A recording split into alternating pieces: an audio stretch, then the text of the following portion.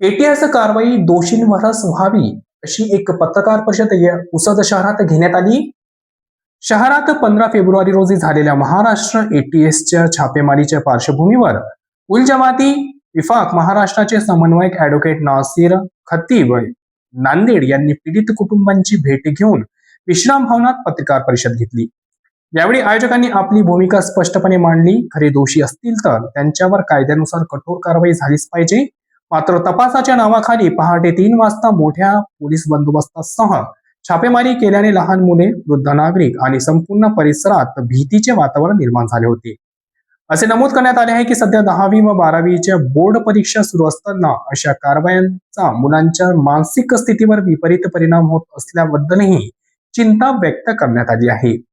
कायद्याचा पूर्ण आधार असून तपास यंत्रणांना सहकार्य केले जाईल असे सांगताच तपास करताना सामान्य नागरिकांचा सन्मान, आरोग्य व मानसिक स्थिती यांचा विचार व्हावा अशी मागणी करण्यात आली. तपास प्रक्रिया कायदेशीर व पारदर्शक असावी. निर्दोष कुटुंबांना अनावश्यक मानसिक त्रास होऊ नये आणि अफवा पसरवू नयेत यासाठी अनधिकृत माहिती जाहीर करावी असे सांगण्यात येत आहे. यावेळी केवळ संशयावरून एखाद्या व्यक्तीला 4-5 वर्ष कायदेशीर प्रक्रियेत अडकवून ठेवले जाते आणि नंतर ती निर्दोष ठरते. या वास्तवाकडे लक्ष वेधण्यात आले.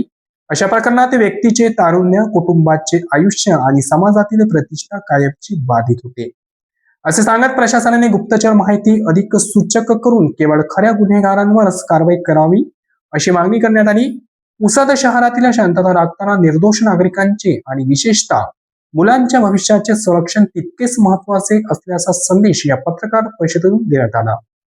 ही माहिती RN न्यूजचे प्रतिनिधी शाकीर अहमद यांनी दिली.